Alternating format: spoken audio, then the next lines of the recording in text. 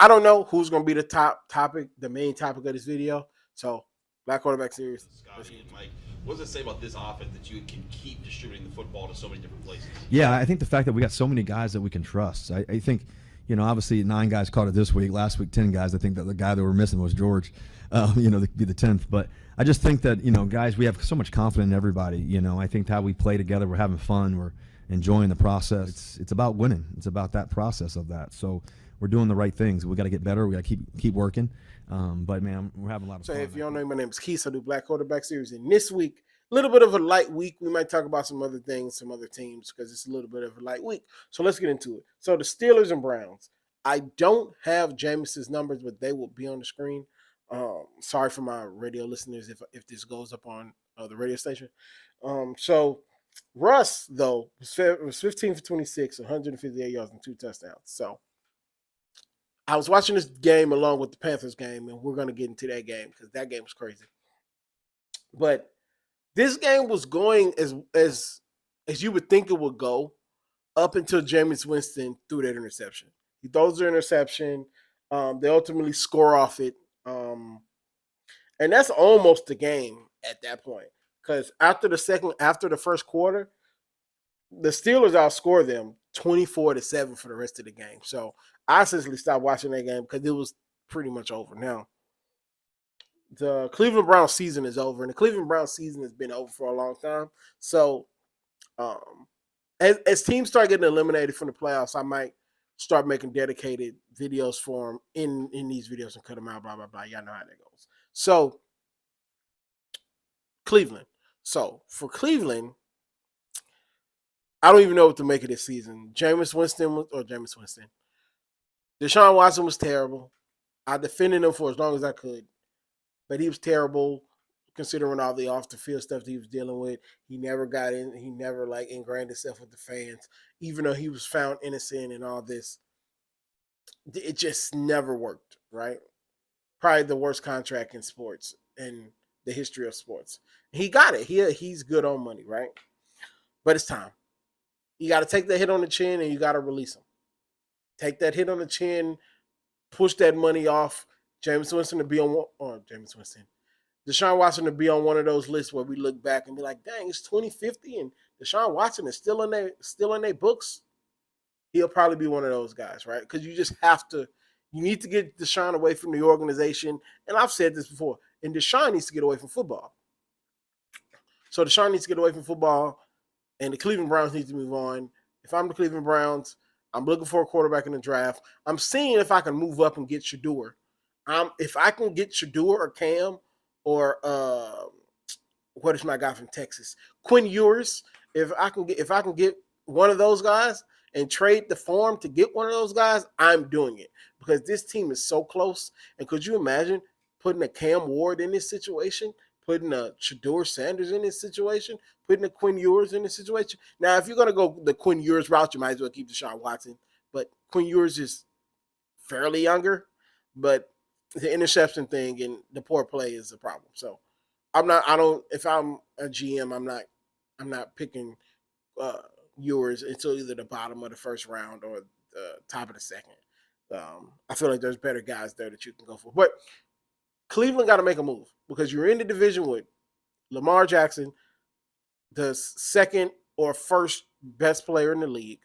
And then you're in the division with Burrow, but Burrow might be about to lose his best receiver. And then it's you guys, and then you have the Steelers.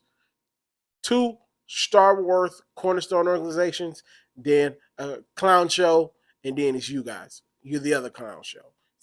So you got to make a big move in the offseason. I don't talk about Cleveland much because I knew they wasn't going to amount to anything, but you got to make that move, get them out the building, get Watson out the building. You keep Jameis. At the very least, you're watchable with Jameis, and you move on. You just figure out. From the Steelers front, just keep winning. You're about to hit murderer's row of teams. You're about to play Philly. You're about to play Baltimore again. You're about to play Cincinnati, which is a tough out because that's in your division. And I think it's 2 more games towards the end of the season that you're going to play that are going to be extremely difficult. So this win was huge for y'all because say you lose the next 2 games, you're still in it for the most part. You're still in it. I don't see the Steelers not winning this division unless they like completely fall off and Baltimore just goes on a tear the next month and a half. So it's almost locked into what it is, right? But that's all I got for that game. Entertainment, man. Entertainment. Russ is playing phenomenal. I didn't even talk about Russ. Russell Wilson is playing phenomenal. I think he should win Comeback Player of the Year considering what happened last season. But no, it remains to be seen. I think he should win Comeback Player of the Year. So, Eagles, Panthers. So, Hurts, 14 for 21, 108 yards, 2 touchdowns, a rush touchdown. Barkley doing some Saquon things, 20 carries, 124 yards. Every time they needed a big run, though, it honestly came from Jalen. It came from Jalen. Jalen, I think he rushed for 59 yards. I don't have it on my thing. He rushed for 59 yards, and them 59 yards was huge. Big third down, big second down. So Hurts did what he was supposed to do, and people are gonna take the we need to pass better thing that AJ Brown said out of context. Him and Jalen are friends. They're best friends since college. So I'm not gonna take nothing from him. That's complaining need to be accountable. And I'm just being honest. You know what I'm saying? And he know this. I don't know the whole story, but I know that one is trying. And I mean, 11 could be a little better with how he respond to things. And they was friends before this. It's but things have changed. And I understand that because life happens. But it's the business side that we have to make sure that we don't let the personal get in the way of the business. And that's what we got to do better as right now, because we know it's an issue. Everybody's seeing some things, but we need to be able to talk things out as men. You know what I'm saying? But we need to let personal stuff go and let's get right for this game, because man, it's like a lot of stuff. Most of the time, it's just a conversation that just need to be had. But the person with the problem gotta want to talk to the person other than others. Okay. That's all I'm saying. Unless it comes out that they don't mess with each other no more, I'm not taking nothing from that. They're still winning. So I wouldn't too much play into that. You know what I mean? So the real reason I really want to talk about this game is because I got Bryce Young, 19 for 34, 191 yards, touchdown and interception. I am loving and Adam Thielen was also 9 receptions, 109 yards. Herbert, 24 carries, 92 yards and a touchdown. So they're able to run the ball, which gives Bryce Young a chance to be Bryce Young. Him being benched was the best thing that ever happened to him. It was stupid at the time, but it gave him a chance to get away from football. I can't even remember his name right now. Whatever his name was, let him go in there and stink it up and be terrible. And he got to come back in the game, and he's playing number 2 overall football right now. If his receivers make 3 catches in the last few games, they would have won 3 of the last 4. Who would have thought that with the Panthers? And my best thing about the Panthers is they're fighting. At the beginning of the season, like Thanksgiving on back to the beginning of the season, they were not fighting. But ever since he came back in the game, they're fighting. And that is the best thing that I can say about them. Like I said on Instagram, I posted it. He's turning a corner. You can tell that he's turning a corner. He's playing football. You know, he got the shoulders all up. Like, he playing football. He has the confidence back, and I absolutely love to see it. They might not win another game, but the way they playing, they're going to win at least 2-3 more games before the season is over. And I just absolutely can't wait to see what happens with them. I'm looking forward to covering this team every step of the way next season because they're going to be good. They're going to be better next year. And maybe it's just fool's gold because nobody's playing it for real. But I would like to take this to think that Bryce Young's turning the corner, and I love to see it. So we got one more game, and then we got some teams we're going to talk about. So Kyler Murray, I don't know. I picked him to be MVP, and I couldn't have been further wrong. Ever since I gave them big ups, he has completely disappointed me. Like, he was, do I have the numbers? 25 for 38, 258 yards, 2 touchdowns, and an interception. And the interceptions were really what killed the game. 2 back-to-back interceptions essentially kills the game. And these interceptions were terrible. I'm gonna see if I can put them on there, but y'all know how the NFL do. If I can't, they copyrighted it. But both interceptions were terrible. I was like, what are we doing? Like, what are we doing here? Like, and they scored on both interceptions. The Seahawks. They played the Seahawks. This was essentially the NFC West Championship game, and the Cardinals laid an egg. They laid one of the hugest eggs that I've seen all season. And so when they threw the 2 interceptions, Seattle went to score, and that was the game right there. That was the game. That was it. I went to go do other stuff. They tried to make it close. The score is closer than what it says, but that was a wrap. That's pretty much all I can say. And so the thing about Seattle, they're winning. They're starting to get it together. The thing about Seattle, can they hang with the big dogs of the NFC? Can they score with Detroit? Can you force Jordan Love to give you a few passes that you might need to get in the wild card game? Can you play with the Eagles? So I'm sure I'm missing some teams, but those are the teams that come to mind. Are you ready for that?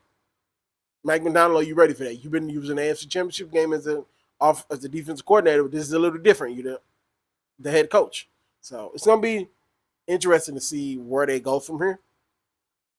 I don't really have like any faith in Seattle that they're going to do anything besides host a home playoff game. But phone died and also ran out of space. So I'm going to make this ending real quick for you guys. But Seattle, are you ready for that? Are y'all ready to win multiple playoff rounds and upset people en route to getting to the Super Bowl? I don't think so. But hey, if Eli Manning can do it with that great defense that he had, this is not a great defense. It doesn't have the names, but I think this defense is good enough to where he can get hot and do that. Do I think he can do it? I'm not putting no money on Seattle, but it's definitely possible. All you gotta do is get in the tournament and anything's possible. So 2 teams. Well, one, I guess I talked about the Browns already. The New York Jets. I'm an Aaron Rodgers guy. I mess with Aaron Rodgers. The ayahuasca stuff and the being different and all that, I don't have no problem with none of that stuff at all. The different stances on the stuff that he has different stances on, I have no problem with all of that. People be upset because a dude different. Like, that don't matter to me. Are you handling on the field? Aaron Rodgers looks washed. He's 40 years old. This is what happens. But he essentially like bomb rushed the Jets into doing whatever he wanted to. And then Devontae Adams came and it was worse. So they need wholesale changes. I hate to see Devontae is the NFL version of James Harden. And in that, he's so good, but he's changed so many teams to win. Come to Baltimore, bro. Stop messing with me. Just come to Baltimore. But the Jets are done. The Jets need to tear it down and rebuild, and again, for like the 3rd time this century, let's tear this down and rebuild it from the ground up and actually have some stability. Stop just chasing craziness. I don't know what it is about New York teams chasing craziness and utterly failing. Like, the Knicks are the only person to get it right.